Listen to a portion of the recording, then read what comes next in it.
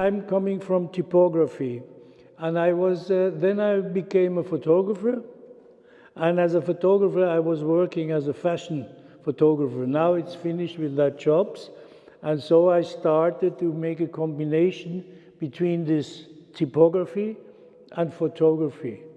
And what I'm doing is my favorite poets and famous people, they saying things, and I taking this citate, which are in German, then I make a combination. It's hard to explain because I'm making pictures from down to up, but the work afterwards is to read from left to right. And that makes the fascination of those pictures. First of all, I choose my citate from my favorite poet, and then I go in the streets with my camera and I photograph letters, single letters, and the combination is very hard to explain. The combination with the letters, and they have to confirm afterwards a word, and with the word, the poetry or a citate, or just some sayings from people. Like I have one which is in English that is written, another shitty day in paradise, something like that, things which I like very much. And the letters are typical for a country. I made a very big one for Frank Sinatra, which I love very much. And for that job, I went to New York to make the letters from New York, because there are different letters, different type of letters.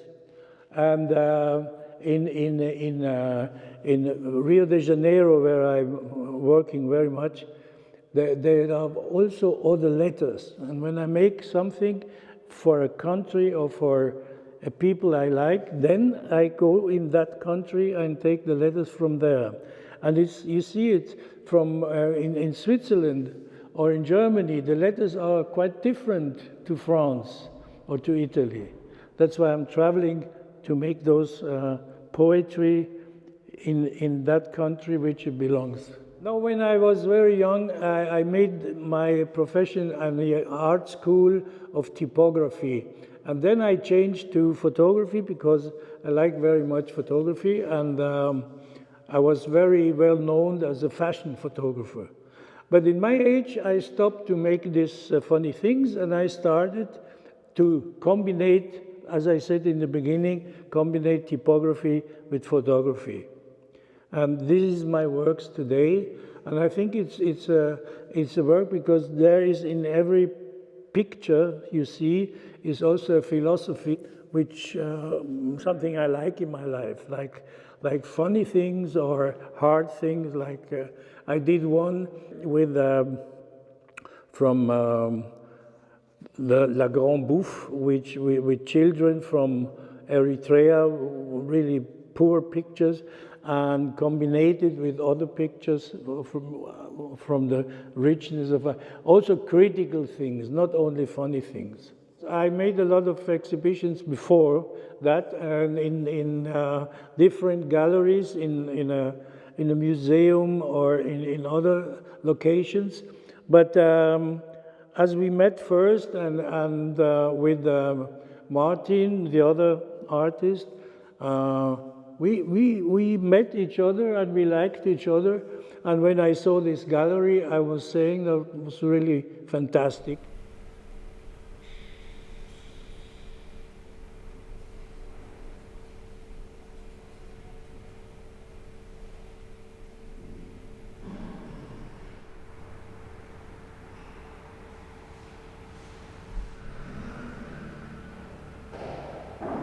First, the show is about light and art, and what I'm trying here to demonstrate is that you can use the canvas in a little different way than it was done before.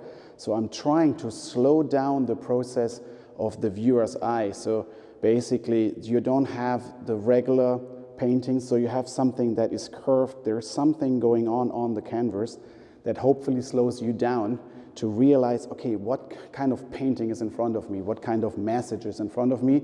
And because of the beautiful size here, I was able to show some of my bigger paintings.